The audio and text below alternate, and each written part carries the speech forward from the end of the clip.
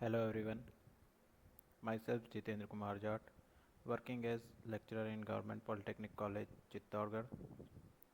आज के इस वीडियो में हम subject EL 305 power and industrial electronics के टॉपिक 4.2 इलेक्ट्रोमैकेनिकल स्टेबलाइजर्स के बारे में पढ़ेंगे। इस वीडियो में हम इलेक्ट्रोमैकेनिकल स्टेबलाइजर यूजिंग रिले के बारे में पढ़ेंगे कि किस प्रकार से रिले की सहायता से हम इलेक्ट्रोमैकेनिकल स्टेबलाइज़र बनाएंगे। जैसा कि इस डायग्राम में हमें यहाँ पर दिखाया गया है, इस स्टेबलाइज़र में एक स्पेशल टाइप ऑफ ट्रांसफार्मर को यूज़ किया जाता है जिसपे कि प्राइमरी वाइंडिंग में तो 2 टैपिंग पॉइंट्स रहेंगे, सेकेंडरी वाइंडिंग में मल्टीपल टैपिंग पॉइंट्स अवेलेबल रहेंगे। In this stabilizer, a special type of transformer is used which has multiple tapping points on its secondary coil. These multiple tappings are selected by using the two relays RL1 and RL2. तो यहाँ पर primary coil में तो दोनों terminals हमारे दोनों tapping points fixed रहेंगे, लेकिन सेकेंडरी कॉइल के टर्मिनल्स जो है वो हमारी रिले की सहायता से सेलेक्ट किए जाएंगे।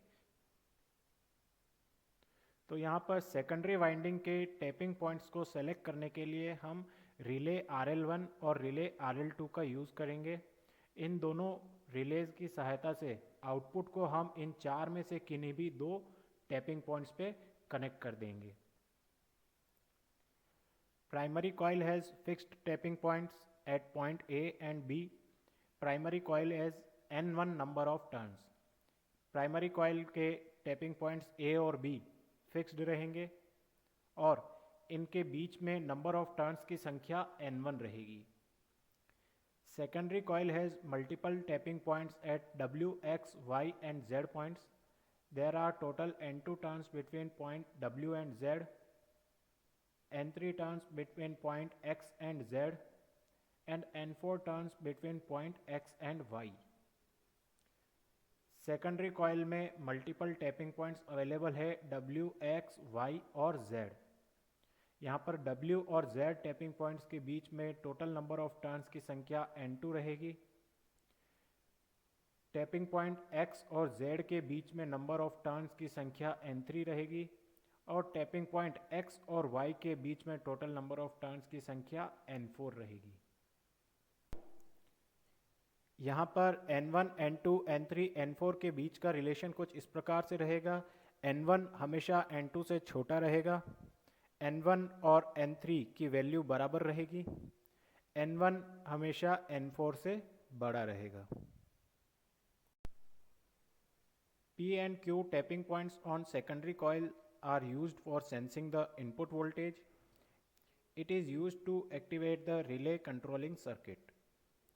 Relay controlling circuit is made up of preset P1 and P2, Zener diodes DZ1 and DZ2 and transistors T1 and T2.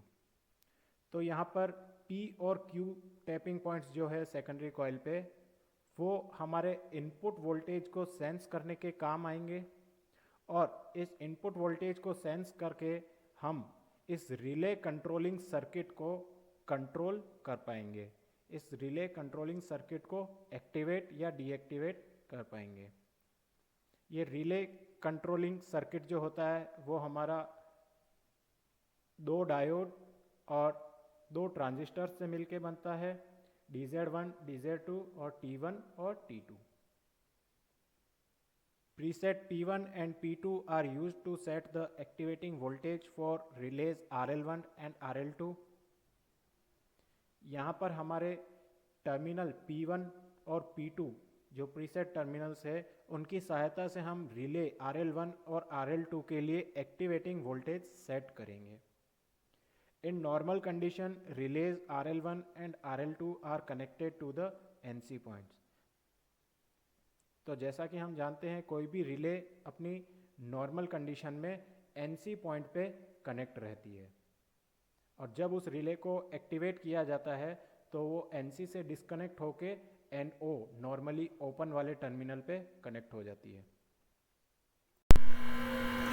अब हम इस स्टेबलाइजर की वर्किंग देखेंगे। सबसे पहला केस हम देखेंगे जब हमारा इनपुट वोल्टेज जो है वो रिक्वायर्ड वोल्टेज से यदि कम ऑब्टेन होता है तो उस केस में क्या होगा।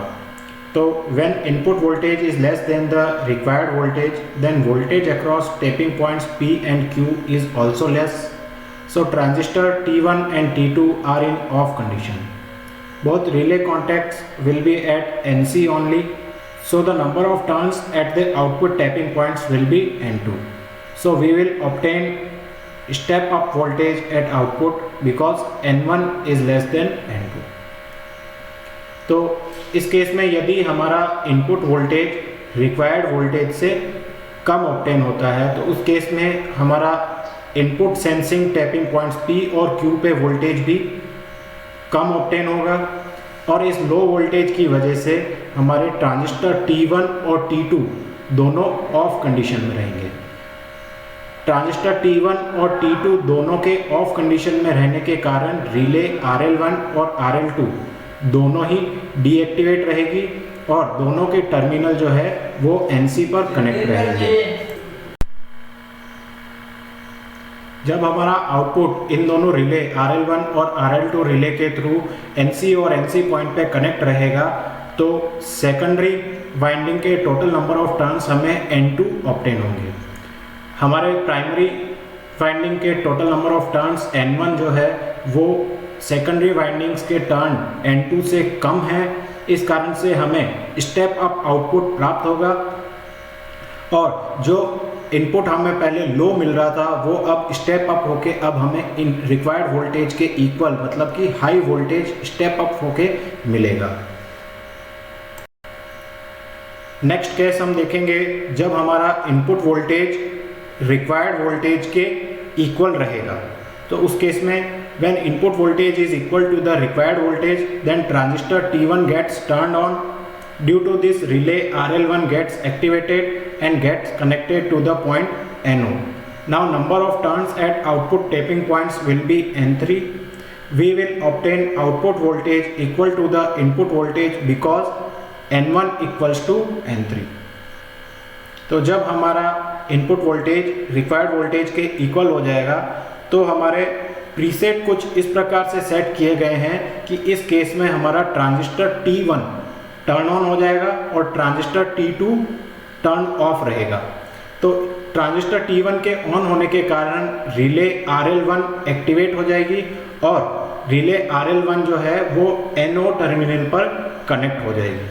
अगर रिले RL1 NO टर्मिनल पर कनेक्ट हो जाती है तो अब हमारे सेकेंडरी वाइंडिंग के total number of turns point X और Z के बीच के टोटल N3 टर्न्स के इक्वल हो जाएंगे और जैसा कि हमने स्टार्टिंग में देखा था total number of turns of primary winding N1 is equal to N3। तो इस केस में प्राइमरी और सेकेंडरी दोनों के ही नंबर ऑफ टर्न्स इक्वल हो गए हैं, इसलिए जो हमें इनपुट में वोल्टेज मिला था वही एज इट इज हमें आउटपुट में वोल्टेज मिल जाएगा। लास्ट केस देखेंगे हम, थर्ड केस, जब हमारा इनपुट वोल्टेज रिक्वायर्ड वोल्टेज से ज़्यादा ऑब्टेन होता है। When input voltage is greater than the required voltage, then both transistor T1 and T2 gets turned on. Due to this, both relays RL1 and RL2 gets activated and gets connected to NO terminals. Now number of turns at output tapping point will be N4. So we will obtain step down voltage at output because N1 is greater than N4. अगर हमारा input voltage required voltage से ज़्यादा obtain होता है तो उस case में हमारे ट्रांजिस्टर T1 और T2 दोनों ही टर्न ऑन हो जाएंगे और इन ट्रांजिस्टर्स के टर्न ऑन होने के कारण रिले RL1 और RL2 दोनों एक्टिवेट हो जाएगी। रिले RL1 और RL2 के दोनों टर्मिनल NO पर कनेक्ट हो जाएंगे। NO पर कनेक्ट होने के कारण अब हमारे सेकेंडरी वाइंडिंग के टैपिंग पॉइंट्स X और Y हो जाएंगे। तो X और Y के बीच में total number of turns N4 है, तो हमारे सेकेंडरी वाइंडिंग के टर्न्स भी N4 हो जाएंगे। जैसा कि हमने पहले देखा था total number of turns in primary winding N1 जो है वो ग्रेटर देन N4 है। इस कारण से हमारा ट्रांसफार्मर जो है वो स्टेप डाउन ट्रांसफार्मर की तरह काम करेगा और जो इनपुट वोल्टेज हमें रिक्वायर्ड वोल्टेज से ज़्यादा प्राप्त हो रहा था वो अब स्टेप डाउन होके अब हमें रिक्वायर्ड वोल्टेज के इक्वल प्राप्त होगा।